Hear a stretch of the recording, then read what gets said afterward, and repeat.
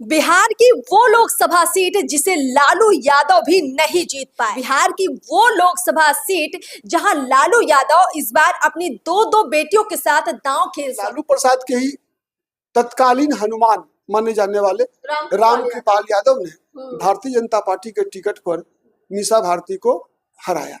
मधेपुरा के बाद यादवों के लिए सबसे आसान सीट पाटलिपुत्रा माना जाता है। अच्छा, ठीक, भाई वीरेंद्र की वफादारी का सम्मान करेंगे या भाई वीरेंद्र के साथ भी वही व्यवहार होगा जो लालू प्रसाद परिवार ने रामकृपाल यादव के साथ किया था। उसमें मुझे नहीं लगता कि भारतीय जनता पार्टी के किसी भी प्रत्याशी को चुनौती राजद दे पाएगा।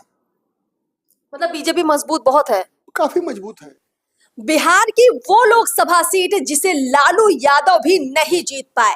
बिहार की वो लोकसभा सीट जहां लालू यादव इस बार अपनी दो दो बेटियों के साथ दांव खेल सकते हैं। बिहार की वो लोकसभा सीट जहां लालू यादव दमखम तो पूरा लगाते हैं, लेकिन सीट या तो बीजेपी जीत ले जाती है या फिर जदयू इस सीट पर कब्जा कर लेती है।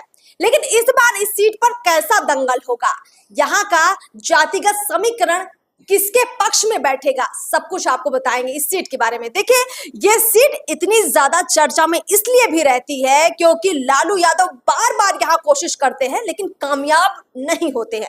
अब क्या होगा? रामकृपाल यादव मौजूदा सांसद हैं बीजेपी से। अब इस सीट पर मीसा भारती और रोहिणी आचार्य दोनों की चर्चा हो रही है और भी प्रत्याशी हैं। आगे क्या होगा इस सीट पर? यहाँ प्रदीप झा जी हैं, राजनीति के विश्लेषक है। सर, आपका बहुत बहुत स्वागत है। सबसे पहले हमारे दर्शकों को ये बताइए कि जिस सीट पर लालू यादव हार गए हो वो हॉट सीट तो है ही, लेकिन अब आने वाले चुनाव में ये कितना कमाल कर सकती है सीट, और लालू यादव यहाँ से कुछ जीत पाएंगे, ऐसी संभावना है?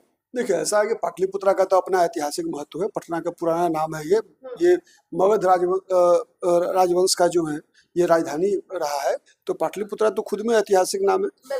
और सबसे महत्व इस क्षेत्र का इसलिए सबसे अधिक है कि ये राजधानी, बिहार की राजधानी है पटना, और पटना में दो लोकसभा सीट है पटना जिला में। एक पटना साहिब जो कि पूर्णतः शहरी सीट है, और दूसरा है पाटलिपुत्रा जो अर्ध शहरी सीट है। Number 1। Number 2, Pataliputra Lok Sabha seat 2009 में अस्तित्व में आया और पहला चुनाव लालू प्रसाद रेल मंत्री रहते हुए लड़े थे यहाँ से। लेकिन उस चुनाव में लालू प्रसाद के पूर्व सहयोगी रहे रंजन प्रसाद यादव ने जदयू के टिकट पर उन्हें पटखनी दिया था। ठीक है, परिणाम स्वरूप लालू प्रसाद न केवल लोकसभा चुनाव हारे बल्कि यूपीए की जो दूसरी सरकार बनी उसमें मंत्रिमंडल में भी शामिल नहीं हो सके। अच्छा। और बाद में तो फिर वो जो मनमोहन सिंह का जो विधेयक जो राहुल गांधी को फाड़ना पड़ा, जिस कारण से आज जेल में चक्की पीस रहे हैं। ठीक है, और चुनाव लड़ने पर भी प्रतिबंध है, तो उसकी सजा भुगत रहे हैं। तो इसलिए इसका ऐतिहासिक महत्व है। उसके बाद 2009 में पराजय के बाद 2014 और 2019 में लालू प्रसाद ने पाटलिपुत्रा संसदीय क्षेत्र से अपनी बड़ी बेटी डॉक्टर मीसा भारती को टिकट दिया, और दोनों बार दुर्भाग्य से लालू प्रसाद के ही तत्कालीन हनुमान माने जाने वाले रामकृपाल यादव ने भारतीय जनता पार्टी के टिकट पर मीसा भारती को हराया। देखिए सर, दो सवाल है मेरे पास। पहला सवाल आपसे पूछती हूँ कि इस वक्त किनके बीच मुकाबले की संभावना आप देख पा रहे हैं? मतलब आपको क्या लग रहा है कि इस सीट पर राजद किसको टिकट देगी? मीसा भारती, रोहिणी आचार्य या किसी और को?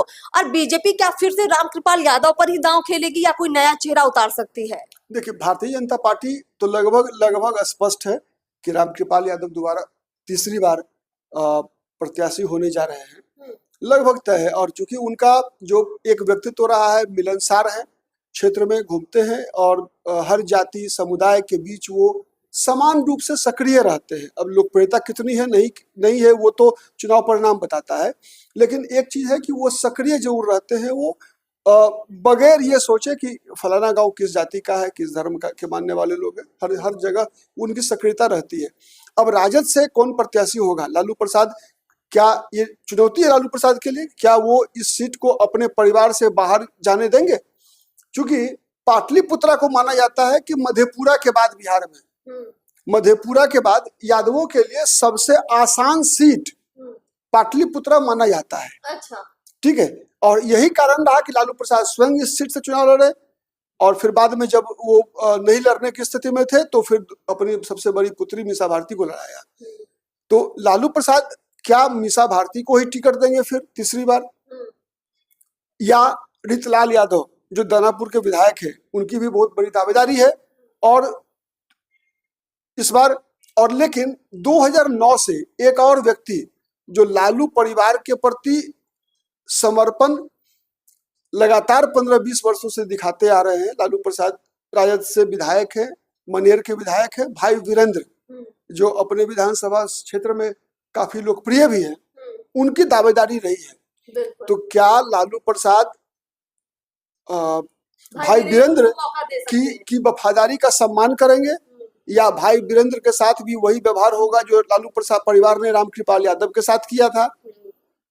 यानी इस लोकसभा सीट को अगर लालू यादव, एक और चर्चा चल रही है, ठीक है, कि लालू परिवार शायद इस बार रोहिणी आचार्य को टिकट दे सकता है। जी, चर्चा तो है। हाँ, ठीक है। रोहिणी आचार्य चूंकि सबसे तो सक्रिय भी है सोशल मीडिया पे, और दूसरा एक सबसे अधिक चर्चा का विषय इसलिए बनी कि अभी जो लालू प्रसाद जी का किडनी ट्रांसप्लांट हुआ तो उसमें रोहिणी आचार्य ने ही अपनी किडनी देकर लालू प्रसाद जी का जान बचाया है। तो क्या बेटी दामाद का कर्ज जो है लालू प्रसाद लोकसभा का टिकट देकर चुकाएंगे? देखने वाली बात है। जो आपने एक बड़ी बात कही कि क्या अपने परिवार से इस वक्त मतलब अपने परिवार से क्या लालू यादव ये सीट बाहर जाने देंगे, ये बड़ी बात है। क्योंकि जब खुद लड़े, अपने परिवार के किसी व्यक्ति को लड़ाया तो हार ही मिली। अगर लालू यादव इस बार थोड़ा परिवार प्रेम कम कर दे, परिवारवाद थोड़ा छोड़ दे, किसी और को मौका दे, तो आपको कितनी संभावना लगती है? क्योंकि आपने कहा कि चूंकि यहाँ यादवों की संख्या ज्यादा है तो राजद को ये सीट आसान लगती है, तो आपको लगता है कि अब राजद जीत सकती है अगर किसी और को मौका मिल सके? देखिए, चुनावी राजनीति में तो कुछ भी हो सकता है, कब कौन जीत जाए कौन हार जाए ये कहना मुश्किल है। लेकिन सामान्य रूप से जो परिस्थितियां हैं, जो जातीय समीकरण है उस क्षेत्र का, उसमें मुझे नहीं लगता कि भारतीय जनता पार्टी के किसी भी प्रत्याशी को चुनौती राजद दे पाएगा। मतलब बीजेपी मजबूत बहुत है, काफी मजबूत है। क्योंकि मैंने बताया ना कि पाटलिपुत्रा लोकसभा क्षेत्र में 2 शहरी सीटें हैं, ठीक है, जहां पर कि भारतीय जनता पार्टी अच्छा लीड लेती है, ठीक, और 4 जो अर्ध शहरी सीट आप कह सकती है, उसमें भी चूंकि जो राजद विरोधी जो जातियां हैं, ठीक है, चूंकि आपको पता होगा कि बिहार में एक ट्रेंड है 15-20 सालों से कि जिधर माई वोट करता है उसके खिलाफ पोलराइजेशन होता है, ठीक है, माई के खिलाफ, माई पोलराइजेशन के खिलाफ, माई मतलब यादव और मुस्लिम के खिलाफ जो है काउंटर पोलराइजेशन होता है। तो वैसा काउंटर पोलराइजेशन पाटलिपुत्रा में भी होगा। देखिए, पिछले चुनाव की अगर हम तुलना करें तो मीसा भारती जब हारी तो एक ऐसा अंतर था जिससे ये लग रहा था कि मीसा भारती अगर थोड़ा प्रयास करती तो शायद जीत जाती। लेकिन हमने ये देखा है कि यहाँ यादवों की संख्या ज्यादा है, भूमिहारों की संख्या भी ज्यादा है, कुर्मी वोटर भी बहुत ज्यादा है पाटलिपुत्र लोकसभा में। अब ये 3 जातियां कौन किसके साथ जाता है, आपको क्या लगता है? कुर्मी वोटर यहाँ का, भूमिहार वोटर यहाँ का, और जो यादव वोटर है, चूंकि रामकृपाल यादव यहाँ से खड़े इसलिए यहाँ के यादव बीजेपी को वोट देते हैं, या कोई और वजह है? क्या लगता है ये वोटर किसकी तरफ ज्यादा मूव करेंगे इस बार? देखिए, इस बार नहीं बल्कि परंपरागत रूप से कहीं भी किसी भी जाति के वोटर 3 भागों में बटे हुए होते हैं, ठीक है। एक तो दलीय आधार पर, तो जो दल आधार पर दल आधारित सोच रखने वाले यादव समाज के लोग हैं वो अनडाउटेडली राजद को वोट करते हैं, अच्छा, ठीक है। दूसरा वोट होता है विचारधारा का, ठीक है। तो यादवों में भी बहुत बड़ी संख्या है जो हिंदुत्व के विचारधारा, जो राष्ट्रवाद से प्रभावित है। तो ऐसे जो हिंदुत्व से और राष्ट्रवाद से प्रभावित जो यादव समाज के लोग हैं वो भारतीय जनता पार्टी को सभी जगह वोट करते आ रहे हैं, पाटलिपुत्रा में वोट करेंगे। नंबर 1, नंबर 2, नंबर तीसरा प्रत्याशी आधारित वोट भी होता है। जैसे भारतीय जनता पार्टी के बालिए जो जैसे पाटलिपुत्रा में रामकृपाल यादव है, मधुबनी में अशोक कुमार यादव है, तो ऐसे नित्यानंद राय है उजियारपुर में। तो जहां कहीं भी भारतीय जनता पार्टी यादवों को चुनाव लड़ाती है तो उस जाति के लोग प्रत्याशी के कारण भी भारतीय जनता पार्टी के प्रत्याशी को वोट देते हैं। तो न केवल यादवों में बल्कि हर जाति में इस वोट बैंक जो है 3 कैटेगरी में विभाजित होता है। हाँ, ये बात तय है कि यादवों की सबसे बड़ी संख्या वो लालू प्रसाद परिवार के प्रति समर्पित है और सबसे अधिक राजद के पक्ष में वोट करती है।